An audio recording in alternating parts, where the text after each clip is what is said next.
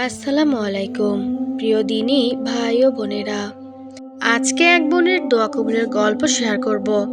গল্পটি শুনে অনেকেই অনুপ্রাণিত ও উপকৃত হতে পারেন ইনশাআল্লাহ। বোনটি তার ভালোবাসা পেয়েও হারিয়ে আবার কিভাবে ফিরে পেল, তারই দোয়া কবুলের গল্প আজকে আপনাদের মাঝে শেয়ার করব। বোনটি বলেছেন, আমাদের সম্পর্কটা 6 বছরের। 2 বছর ধরে আমি তাকে বলেছিলাম, চলো বিয়েটা করে ফেলি, কিন্তু সে সবসময় কোনো না কোনো অজুহাতে সময় নিচ্ছিল। বলে তার নাকি বড় বোনের এখনো বিয়ে হয়নি, আগে ওর বিয়েটা হোক, তারপর সে বিয়ে করবে। এদিকে আমার পরিবার থেকেও আমাকে বারবার বিয়ের জন্য চাপ দিচ্ছিল। অনেকগুলো ভালো সম্বন্ধ এসেছিল, কিন্তু আমি প্রতিবারই তা ভেঙে দিয়েছি। প্রায় 8টা বিয়ে ভেঙেছি এ নিয়ে, শুধু তাকে বিয়ে করব বলে।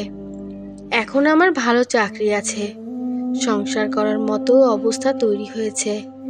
বয়সটা তো আর কম নয়, আমার বয়স প্রায় 29-এর কাছে গিয়ে ঠেকেছিল। সব ঠিকঠাক চলছিল, হঠাৎ 1 বছরে সে বলতে শুরু করলো সে নাকি দেশের বাহিরে চলে যেতে চায়। সে IELTS এর প্রস্তুতি নিচ্ছে। পরিস্থিতি বুঝে পরিবারকে জানিয়ে আমাদের বিয়েটা করবে, এরপর একসাথে বিদেশে চলে যাব। আমি তার কথা বিশ্বাস করলাম, কারণ আমি তো তাকে ভালোবাসি। IELTS কোর্সে ভর্তি হওয়ার জন্য টাকা লাগলো, সেই টাকাটাও আমিই দিয়েছিলাম। তারপর সে বিদেশে পড়াশোনার জন্য বেলজিয়াম নামে একটা দেশ বেছে নিল। তার পরিবারের অবস্থা তেমন ভালো না, তাই আমি তাকে প্রায় 7 লক্ষ টাকা দিয়ে সাহায্য করলাম।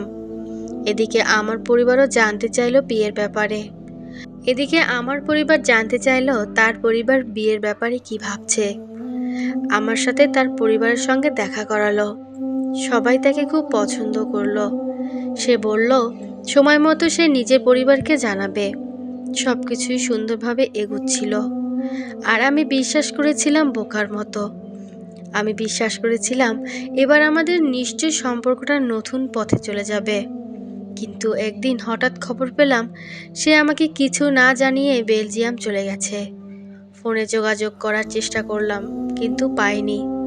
4-5 দিন ধরে হোয়াটসঅ্যাপে কল দিয়ে বলল হঠাৎ কিছু এমার্জেন্সি পড়ার কারণে তাড়াতাড়ি চলে আসতে হয়েছে। আমি হতবাক হয়ে গেলাম। যে ছেলেটা আমার সঙ্গে বিয়ে করে যাওয়ার কথা বলেছিল, সে আমাকে না জানিয়েই দেশ ছেড়ে চলে গেল। কয়েকদিন যোগাযোগ রাখলো, তারপর একদিন বলল হঠাৎ করে, তুমি আমার সঙ্গে আর যোগাযোগ করো না, বলে জানালো সে বেলজিয়ামে এক প্রবাসী বাংলাদেশিকে বিয়ে করবে। তাদের নাকি পরিচয় আগের থেকেই ছিল। আমি তো শুনে হতাশায় নিমজ্জিত হয়ে পড়লাম। আমার মনে হয়েছিল মাটি ফাঁক হয়ে যাক, আমি ঢুকে পড়ি। আমি কিছুই বুঝতে পারছিলাম না। আমি পাগলের মতো হয়ে গিয়েছিলাম। এক অসহায় বান্দার মতো এদিক সেদিক ছোটাছুটি করছিলাম। কোথায় গেলে আমি আমার ভালোবাসার মানুষকে ফিরে পাবো। আমি দিন রাত কাঁদতাম, কাঁদতে কাঁদতে ওভাবেই ঘুমিয়ে পড়তাম। একদিন হঠাৎ ভোররাতে স্বপ্ন দেখি আল্লাহ তাআলা আমাকে তার ইবাদতের জন্য ডাকছেন, বলছেন তুমি ওঠো, নামাজ পড়ো। আমি এই দেখে হঠাৎ করে স্বপ্ন ভেঙে যায়। আমি ভাবলাম এই স্বপ্নটা দেখার মানে কি। আমি তখনই বুঝলাম আমাকে সবাই ছেড়ে চলে গেলেও আমার আল্লাহ তাআলা আমাকে ছেড়ে যাবেন না বলেই স্বপ্নে এই সুন্দর দৃশ্যটি আমাকে দেখিয়েছেন। সে চান আমি তার ভালোবাসায় মগ্ন হয়ে যাই। আমি তার কাছে চাই, সে আমাকে ফিরিয়ে দিবেন। আল্লাহ তাআলা নিজেই ওয়াদা করেছেন, আল্লাহ তাআলার কাছে বান্দা কিছু চাইলে তিনি তাকে ফিরিয়ে দিতে লজ্জা বোধ করেন। আমি এই স্বপ্নটা দেখার পর থেকেই 5 ওয়াক্ত নামাজ আদায় করা শুরু করি। ধীরে ধীরে পর্দাশীল হয়ে উঠি। জিন্স টপস বাদ দিয়ে পর্দা করা শুরু করি। সবার সাথে চলাফেরা বন্ধ করে দিই। নিজেকে একটা ঘরের মধ্যে গুমড়ে মুচড়ে আস্তে আস্তে বন্দি করে ফেলি। ধীরে ধীরে ইবাদতের পরিমাণটা বাড়িয়ে দিই। কিভাবে ইবাদত করলে, কিভাবে আল্লাহকে ডাকলে আমি আমার ভালোবাসার মানুষকে পেতে পারি, কিভাবে আল্লাহর ভালোবাসা পেতে পারি, আল্লাহর সান্নিধ্যে পৌঁছাতে পারি, এই ছিল আমার মনের জোর। আমাকে যে করেই হোক দোয়া কবুল করাতেই হবে, এই চিন্তা ভাবনা করেই আমি ইবাদতে নেমেছিলাম।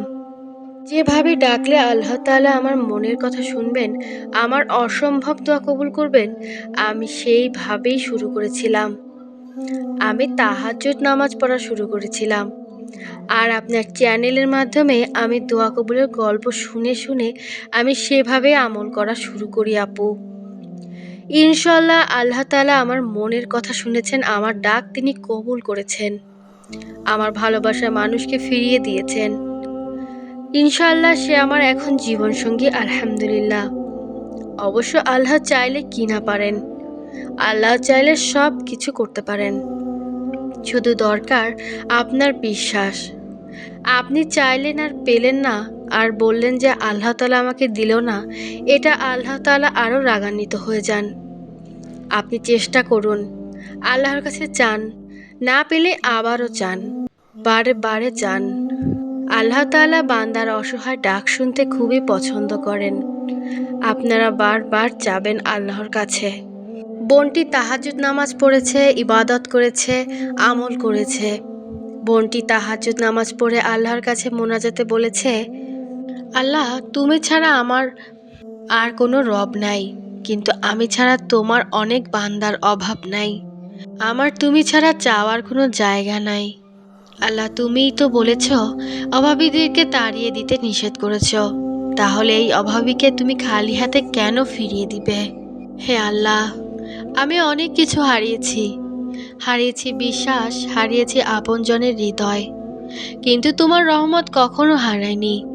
মানুষ আমাকে বোঝেনি, আমার চোখের কান্না তারা উপহাস করেছে, কিন্তু তুমি তো জানো আমি কেন কাঁদি।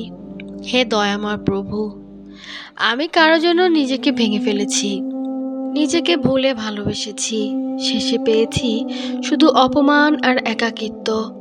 তুমি আমাকে সেই শক্তি দাও যাতে আর কোনো মানুষের জন্য নিজেকে হারাতে না হয়। হে আমার দয়াময় প্রভু, তুমি আমাকে সম্মানিত করো, আমাকে ভালোবাসা দাও, আর কখনো মিথ্যা হবে না। তুমি এমন কাউকে পাঠাও যে আমার অশ্রুর মূল্য বুঝবে, আর যদি তা না হয় তাহলে তুমি আমাকে এমন ভালোবাসা দাও যাতে সেটা তোমার জন্যই পরিপূর্ণ থাকবে। এভাবে আমি 1 বছর আমল করতে লাগলাম। 1 বছরের মধ্যে ইস্তেগফার, দুরূদ শরীফ, সালাতুল হাজত নামাজ সব করেছি কন্টিনিউ, একটা দিন বাদ যায়নি। হায়েজ অবস্থায় তখন বাদ দিয়েছিলাম, তারপর থেকে মিল করে আবার শুরু করেছিলাম। ইনশাল্লাহ সে দেশে এসে আমার কাছে ক্ষমা চেয়ে, আমার পরিবারের কাছে ক্ষমা চেয়ে আমাকে বিয়ে করেছে। আমি জীবনসঙ্গী হিসেবে তাকে পেয়ে অনেক ভালো আছি, আলহামদুলিল্লাহ। এখন আমি আমার একটা সন্তানের জন্য আল্লাহর কাছে দোয়া চাই। সবসময় তাহাজ্জুদ নামাজ পড়ি, ইস্তেগফার পড়ি, দুরূদ শরীফ পাঠ করি। ইনশাআল্লাহ সেটাও পেয়ে যাব আমি জানি, কারণ আল্লাহ তাআলা আমাকে কখনো ফিরিয়ে দিবেন না। অতএব প্রিয় দিনী ভাই ও বোনেরা, আপনারা কেউ হতাশ হবেন না, ধৈর্য ধারণ করুন, নিজের উপর বিশ্বাস রাখুন, বিশ্বাসের সহিত ইবাদত আমল চালিয়ে যান। আল্লাহ তাআলা আপনাদের 5 ওয়াক্ত নামাজ পড়ার তৌফিক দান করুক, মনের নেক আশা কবুল করুক, সবাইকে ভালো রাখুক, সুস্থ রাখুক। আমার ভিডিওটি ভালো লাগলে বেশি বেশি শেয়ার করে দিবেন এবং আমার চ্যানেলটি সাবস্ক্রাইব করে আমার পাশেই থাকবেন। সবাই ভালো থাকবেন, আমার জন্য দোয়া করবেন। আল্লাহ হাফেজ।